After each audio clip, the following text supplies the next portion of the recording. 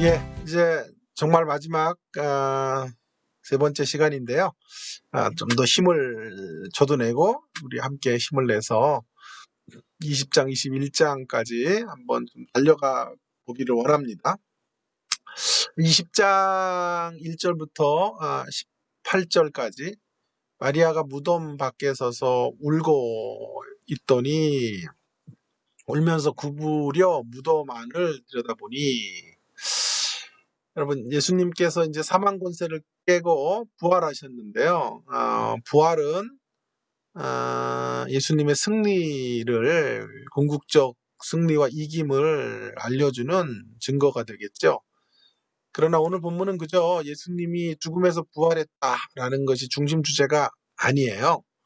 부활하신 예수님을 누가 처음 경험했느냐가 주제예요. 누가 경험했느냐. 놀랍게도 막달라 마리아가 경험을 한다고요. 남성 중심의 리더십의 사회 속에 여성의 이름이 제일 먼저 부활의 증인으로 제시되는 것이 굉장히 의미심장한 거죠. 그게 뭘 의미하는 걸까요? 이에 대하여 저의 답은 이거죠. 차별은 없고 차이가 있기 때문에 왜 이런 기사를 쓰셨나 하면, 차별이 없죠. 하나님의 나라가. 그러나 차이가 있다. 차별이 없다라고 하는 것, 차별이 없다라고 하는 건 뭐 어려움이 없죠. 예수님은 남자와 여자 성별의 차별을 두시지 않아요. 그래서 누구이든지 간에 하나님 나라의 주인공이 될 수 있게 하신다라는 측면에서 차별이 없어요. 자, 그러나 또 한 가지는 차별은 없으나 차이가 있기에 여인의 기사를 먼저 쓰신 것이다 라고 말할 수 있어요. 마리아에게 부활하신 예수님이 처음 나타나신 것입니다. 마리아는 제자들과 같지만 달랐어요. 뭐가 같았냐 하면, 제자와 마리아의 같은 점은 모두 부활을 확연하게 믿지를 못해요. 무덤에 찾아간 마리아가 무덤이 비어있는 것을 베드로와 요한에게 전합니다. 이제 그들이 무덤을 찾아가 두 눈으로 무덤이 비어있는 것을 확인하게 되죠. 8절에서 베드로보다 먼저 간 요한이 무덤이 빈 것을 보고 믿게 되었다고 합니다. 무엇을 보고 믿었다는 것인지 확실하지는 않지만, 이제 비로소 혹시 예수님이 부활하신 것은 아닐까라는 생각을 했다는 것과 같아요. 9절에 보시면 제자들은 그때까지 예수님의 부활을 분명하게 믿지 못했던 것 같아요. 믿음의 정도가 있는 거잖아요. 그래서 제자들의 부활 신앙이 예수님을 부활케 한 게 아니라는 것을 여기서 알게 되죠. 이러한 모습은 마리아에게서도 마찬가지인데, 14절에 그녀는 부활하신 예수님이 나타나셨지만 알지 못했어요. 꿈에도 부활을 상상해 본 적이 없었기 때문이에요. 이것이 제자와 마리아의 공통점이에요. 그런데 차이점이 있어요. 그 차이점 때문에 마리아가 제일 먼저 부활의 첫 번째 증인으로 나오는 거예요. 그 차이점이 뭐냐 하면, 제자들은 빈 무덤을 목격하고 집으로 그냥 돌아가지만 마리아는 무덤 밖에서 처절하게 울어요. 처절하게 뭐 했다고? 울음. 그런 책도 있었죠. 울어야 산다. 그 말이에요. 울어야 산다. 부활의 증인이 된 이유가 여기 있어요. 진한 눈물. 하나님을 향하여 오늘도 진한 눈물을 흘리는 사람. 가슴을 찢는 통에. 요한계시록 보면, 5장에 보면 하늘 땅 아래나 그 누구도 인봉정책을 열 자가 없자 요한이 크게 울었다 그러죠. 그 크게 울음 속에 울지 마라 유다 지파의 사자 다윗의 뿌리가 이겼다라는 해답을 얻죠. 언제나 성경은 우는 자들의 해답이 되시는 하나님을 소개하고 있어요. 느헤미야가 민족이 무너지고 민족의 역사의 비탈길로 곤두박질치고 성이 회파되고 하는 처절한 환경 속에서 크게 울죠. 하나님께서 그렇게 슬프면 네가 민족을 고치거라. 답을 주시는 거예요. 울음. 더 많이 올 수 있으면 하나님의 응답을 더 많이 기대할 수 있는 거예요. 여러분, 마리아처럼 쉽게 물러서지 않고 배수의 진을 치고 답이 주어지는 마지막 순간까지 가슴을 치며 우는 사람이 될 수 있기 바래요. 한두 번 기도하고 에이 아닌가비요 그러지 마시고 끝까지 우는 자들에게 하나님은 그 울음의 정도만큼 해답을 허락해 주실 줄 믿습니다.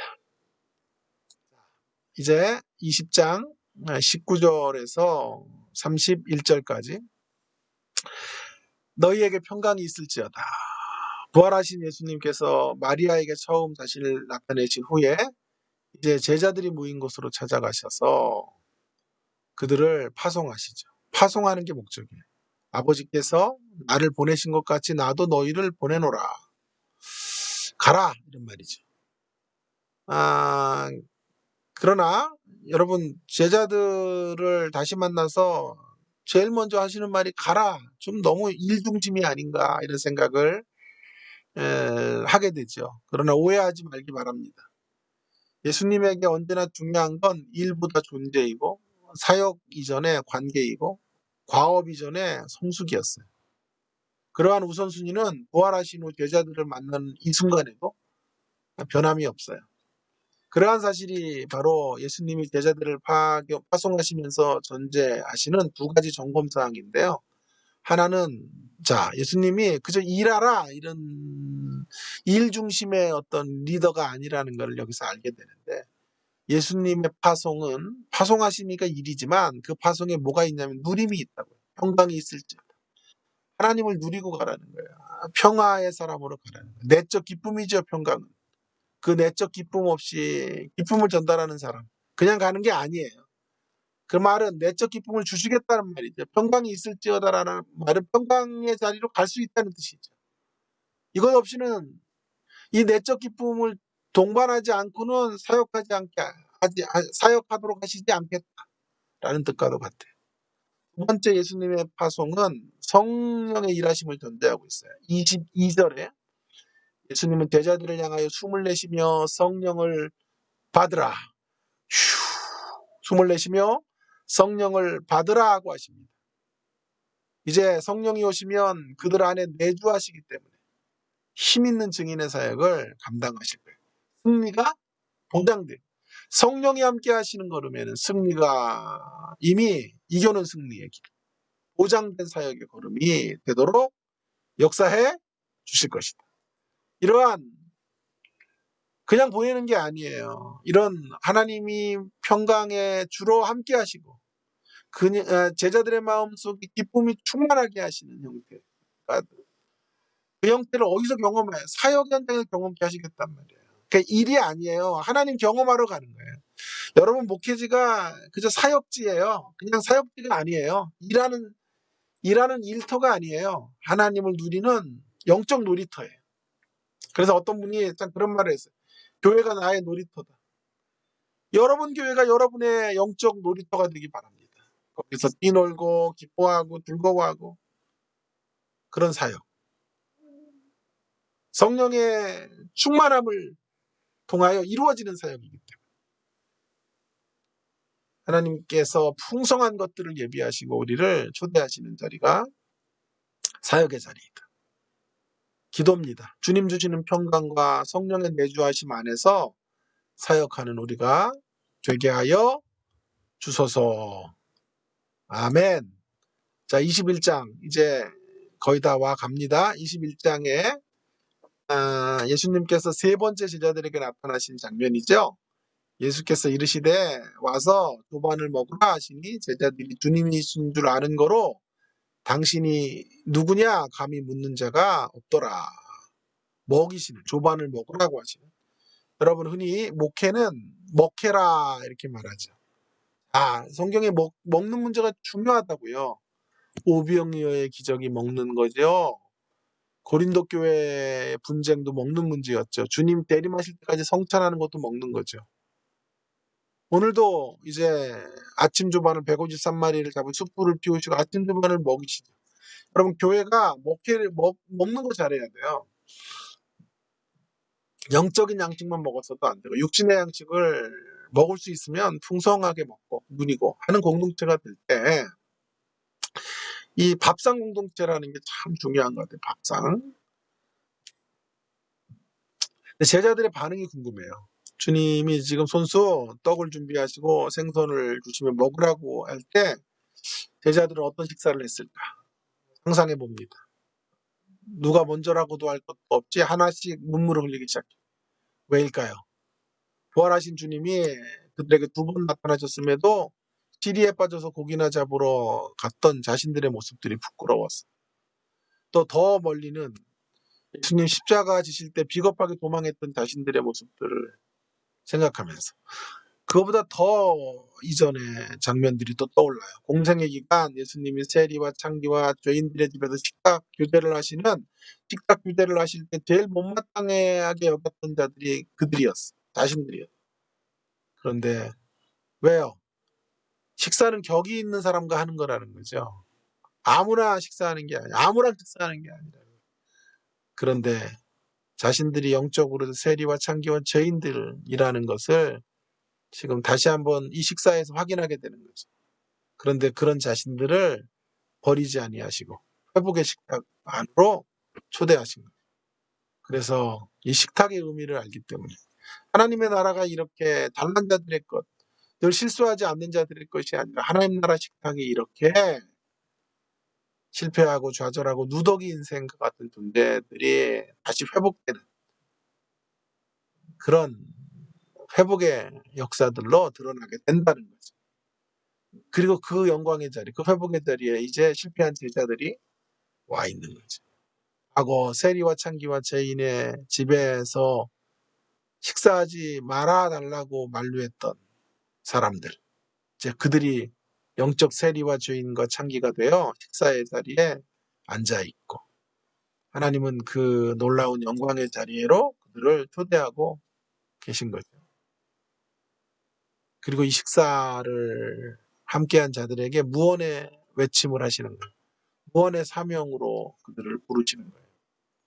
가서 식탁의 교제를 알려라. 교제의 의미. 너희들과 같은 인생들에게 식탁을 배설하고. 그러면 다 황송해 하겠지. 아, 제가 이 식탁의 자리에 앉을 수 없습니다.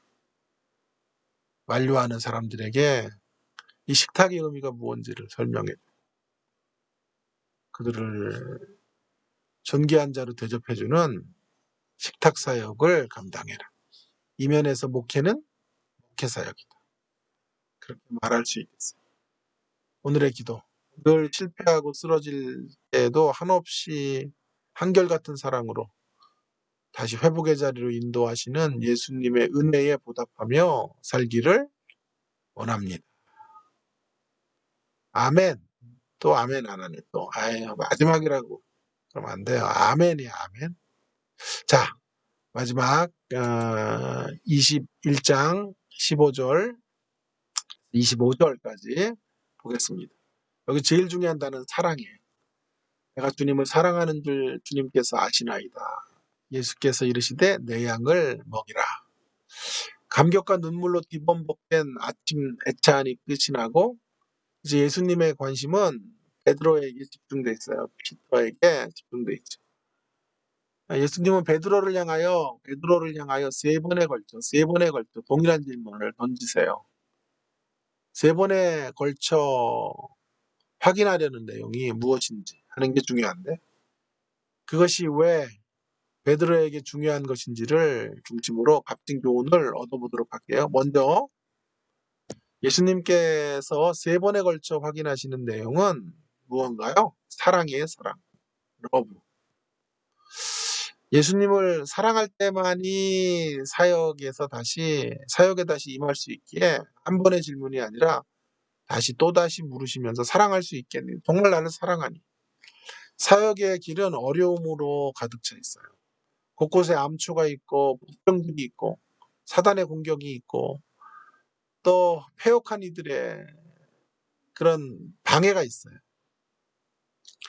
그 사역을 끝까지 감당하는 길은 하나밖에 없어요. 예수님을 사랑하는 것밖에 없어요. 예수님에 대한 사랑이 역경의 파도가 밀려올 때 그 사랑으로 견디고 이기고 승리하게 되는 거예요. 그래서 이기는 비결은 예수님을 더 사랑하는 거예요.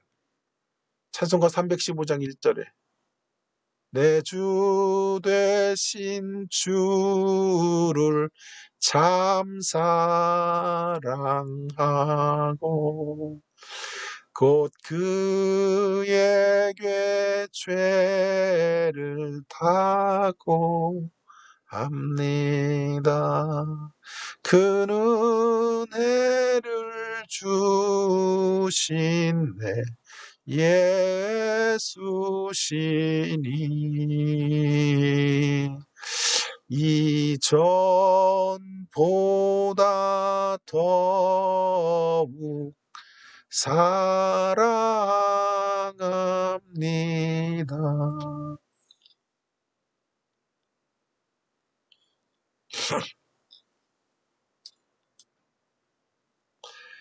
내 주 되신 주를 참으로 사랑하고 힘들 때마다 그분을 더 사랑할 때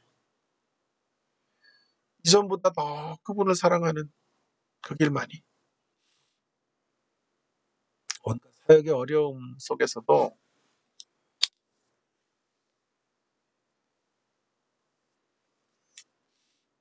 그 어려움을 극복하는 승리의 길이 되는 것입니다. 할렐루야. 다음으로 베드로를 향한 사랑 확인 절차가 3번에 걸쳐 있었다라는 것에 주목해 볼 필요가 있는데요. 왜 3번인가? 전에 3번 호언장담했던 베드로에게 이제 동일하게 3번 네가 나를 사랑하느냐라고 물으세요. 전에 3번 실패한 그에게 다시 3번에 걸쳐 사랑하느냐는 질문을 던지심으로 그에 대한 확실한 회복의 자리를 초대하기 위함이에요. 예수님은 과거에 넘어짐에 주눅 들어있는 베드로를 향해 과거의 3번의 실패는 더 이상 나에게 의미가 없다. 중요한 건 오늘 베드로 네가 나를 사랑하고 또 사랑하고 마지막까지 사랑. 3세판 사랑. 그 사랑이 있으면 된다. 이제 더 이상 과거 지향적이 되지 말고 과거의 아픈 상처에서 일어나 사랑의 사역을 펼치는 미래로 가라. 오늘 마지막 메시지가 좋아요. 미래로 가라. 위로해 주시는 거예요. 3번의 질문에 대하여 베드로의 신앙적 자세도 예수님을 부인했던 이전과는 달라요. 전에는 제가 부인하지 않겠습니다라고 달려가지만 이제는 이렇게 대답해요. 주께서 아시나이다. 주께서 아시나이다. 3번 하겠습니다. 주께서 아시나이다. 라고 답하는 것을 봅니다. 더 이상 자기 확신에 근거한 결단. 셀프 컨피던스로 서 있지 않아요. 오직 예수님을 온전히 신뢰하는 자세로 나아가요. 온전히 신뢰하고. 저로서는 안 돼요. 저로서는 어떻게 제가 주님을 사랑해요. 주님은 아세요. 제가 주님을 사랑할 수 있는지 주님은 아시죠.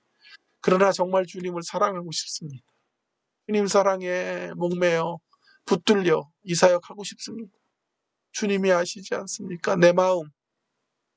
그때 주님은 합격이라고 말씀하죠. 됐다. 이제 다른 이들을 섬기는 사역으로 나아가라. 그렇게 인정해 주시고 새로운 미래를 열어 주실 것입니다. 그런 베드로를 예수님께서 과거를 넘어 당당히 미래의 주인공, 미래 사역의 주인공으로 이끌어 가실 거예요. 오순절 성령강님이 이에 대한 확실한 증거가 되는 것이죠. 오늘의 기도. 날마다 내 구주 예수를 더욱 사랑하는 우리 목회자들, 사역자들 되기를 바랍니다. 사역자들 되게 하여 주옵소서. 사랑하는 여러분, 제가 약속했던 요한복음 다 다루겠다 그랬죠? 제가 거짓을 절대로 말하지 않아요. 힘들었지만 그래도 다 좀 들어보세요. 그리고 여러분 그러면 얼마나 알찬 시간이었는가 하는 것을 확인하게 될 것이고 많은 은혜를 제가 누렸고 여러분도 그러셨으리라 생각을 합니다. 우리 대학원 참 잘 오셨고요. 다음 학기도 힘을 내어주시고요. 코로나 뭐 이런 것 때문에 또 직접 얼굴을 대면하지 못하고 해서 휴학을 하거나 절대 그러지 마시고요. 할 때 쭉 이어서 가시면 좋겠고, 방학도 잘 보내시고, 또 방학 끝나고 해같이 빛나는 모습으로 여러분 또 제가 방학 동안 많이 준비해서 이번보다 더 좋은 강의를 가지고 여러분을 섬기겠습니다. 여러분 많이 사랑하고요.